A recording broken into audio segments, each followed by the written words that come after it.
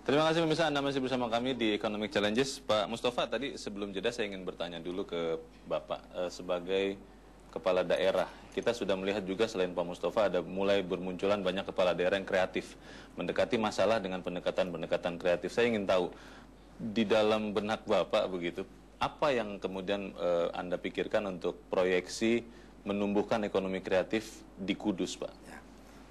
Terima kasih. Sebenarnya untuk menumbuh kembangkan ekonomi kreatif di Kudus ini ada sebuah mimpi atau harapan besar saya, bahwa dengan keberadaan SMK Kudapan ini menjadi salah satu contoh.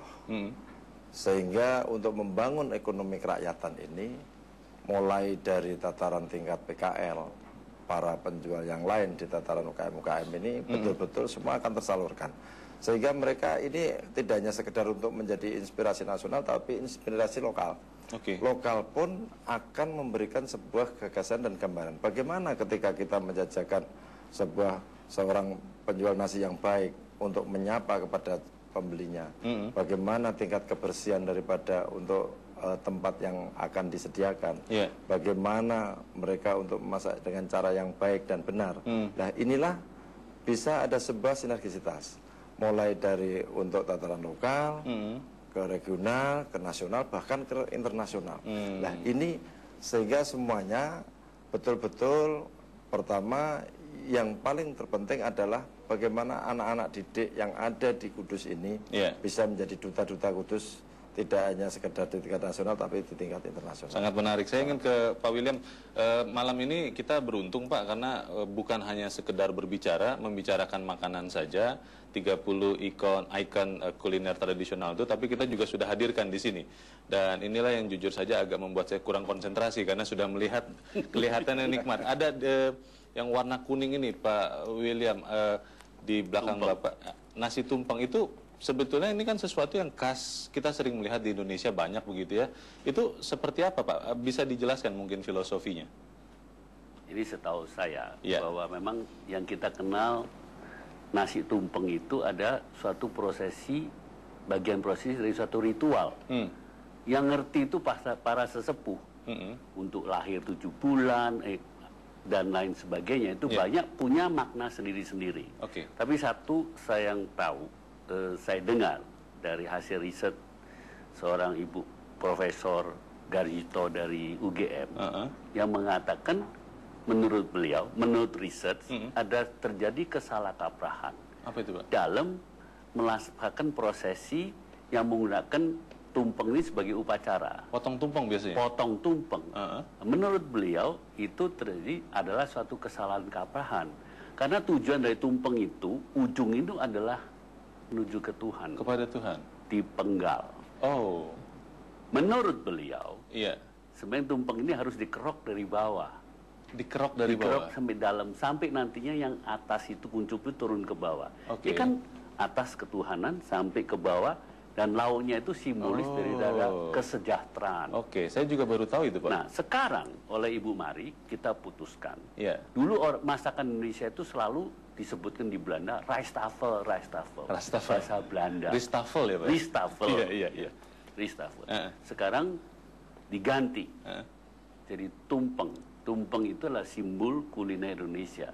Filosofi yang sangat mendalam ya. Jadi tumpeng kalau bentuknya seperti ini, di mana-mana orang lihat dalam bentuk kecil di piring, itu Indonesia. Ditambah lauknya itu bisa macam-macam. Nusantara, pilihan, atau dari Sumatera Barat, atau dari Aceh, terserah dari mana. Itu makna yang sekarang dipopulerkan adalah tumpeng Nusantara. Tumpeng Nusantara.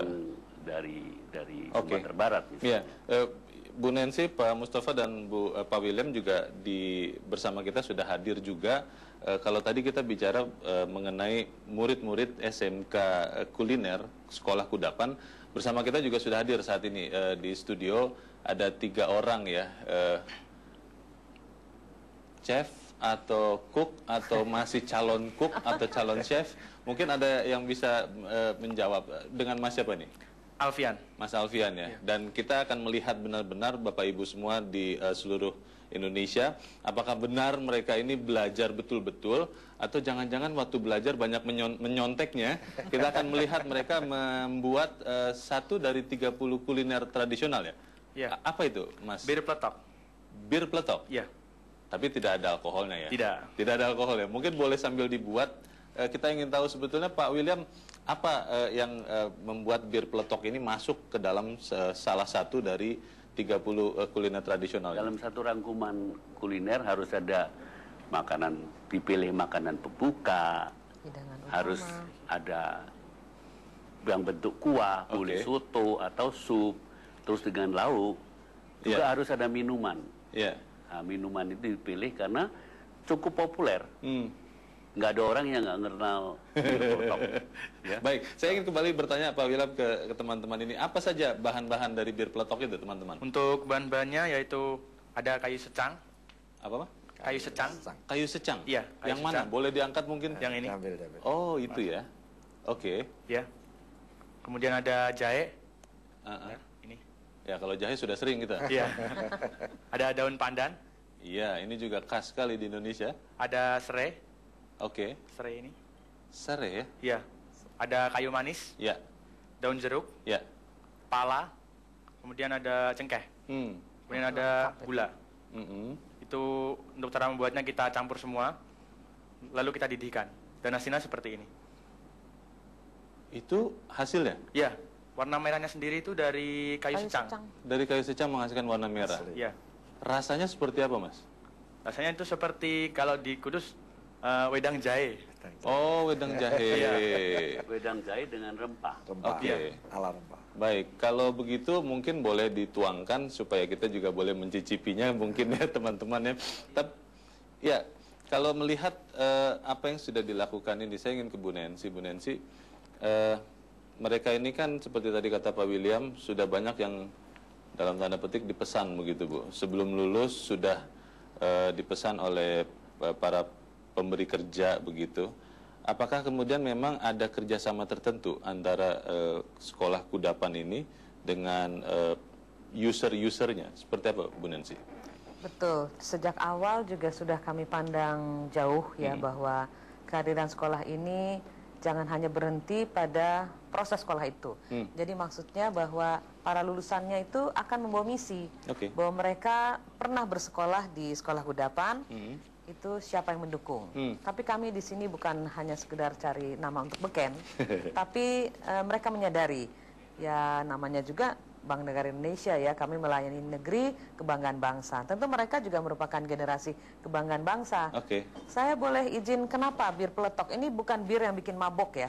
Kalau dari komposisi, ini bahan mentahnya saja sudah ada kayu secang. Dan itu menurut warisan leluhur, kayu secang juga salah satu rempah-rempah yang bisa turut mempercepat proses penyembuhan demam berdarah. Oh, ada khasiat farmakologinya begitu Bu ya? Iya, sedangkan ini saya sambil coba ya, cicip ya Bu. Karena serai dan pala kadangkala apabila rempah itu berdiri sendiri, dia tidak akan berkolaborasi menghasilkan suatu zat tertentu yang berkhasiat untuk perut.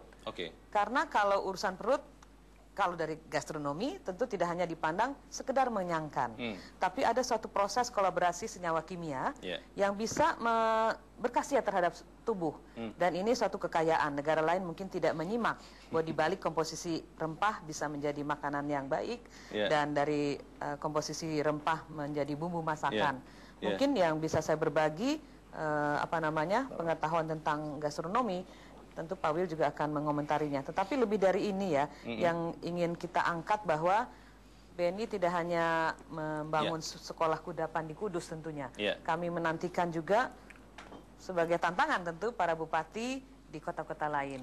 Dan sebagai salah satu contohnya Pak Mustafa, bupati yang begitu tanggap bahwa kehadiran kami tidak dilewatkan begitu saja. Kira-kira begitu. Saya ingin ke Pak Mustafa kalau begitu. Bu Nancy silakan minum dulu karena dari tadi belum sempat minum. Ya, Pak Mustafa, kalau ada yang mengatakan begini Pak, ini mungkin tidak terlepas dari otonomi daerah. Ada yang mengatakan bahwa karena program-program ini kebanyakan dari pemerintah pusat, 30 kuliner yang tradisional ini berangkatnya dari kantor Kementerian Pariwisata dan Ekonomi Kreatif, kadang-kadang itu tidak sesuai dengan kebutuhan atau kondisi di daerah. Apakah seperti itu atau seperti apa sebetulnya? Sesungguhnya begini ya, Pak. Kalau berbicara tentang kebutuhan, kondisi real, bahwa saat ini tadi yang disampaikan oleh Pak William Wongso dan Bu Nancy ini, sesungguhnya ada satu hal yang sangat menarik buat saya. Ketika kita melihat anak-anak ini, bahwa kita ingin mencetak anak-anak yang kreatif, anak-anak yang siap pakai, siap saji untuk sesuai dengan kompetisinya. Ini saya sungguh sangat bersyukur bahwa kenapa Kudus menjadi awal daripada kegiatan ini. Nah, saya berpikir bahwa saat ini para kepala daerah dan setiap kita berbicara di lingkungan birokrasi ini semuanya akan selalu mengatakan bahwa ini karena keterbatasan soal anggaran, keterbatasan soal dana. Nah, dengan kehadiran Jarum Foundation, BNI, tenaga ahli profesional ini kan merupakan satu peluang buat kami. Karena apapun yang namanya untuk membangun anak bangsa, untuk mengasah SDM, ini tidak hanya sekedar untuk keinginan saja, kemauan saja tidak cukup. Yang jelas, kalau kita ingin maju tidak mungkin kita hanya berbicara soal anggaran daripada APBD. Betul. Nah, maka dengan kesempatan inilah saya menangkap ini merupakan sebuah peluang yang mudah-mudahan dengan kepercayaan ini dari Jarum Foundation, BNI, dan Pak William Wongso ini akan menjadikan sebuah titik awal.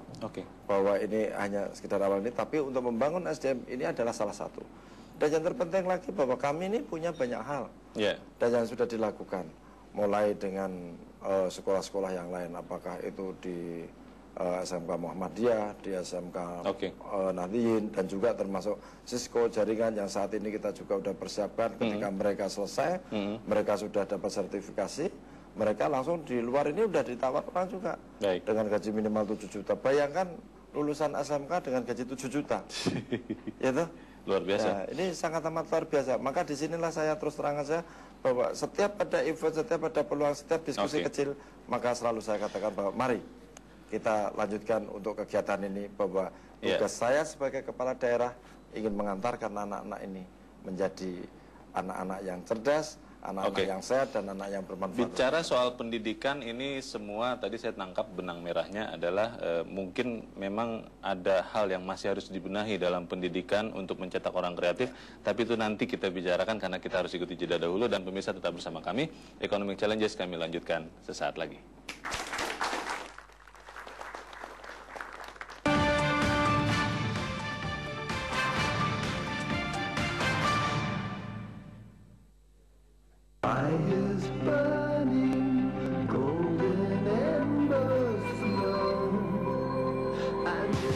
Cita rasa tinggi dengan sentuhan emas. Gudang Garam Go. Luwak White Coffee Ice. Luwak White Coffee Ice. Luwak White Coffee Ice. White Coffee Ice. Luwak White Coffee Ice. So refreshing.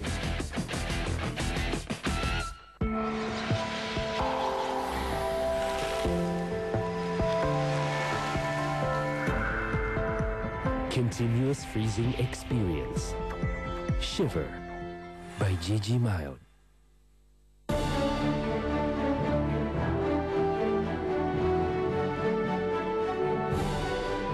Hidup ini milik para pemenang. Ikuti setiap berita kemenangan di Metro Sport setiap hari jam 11:30 malam.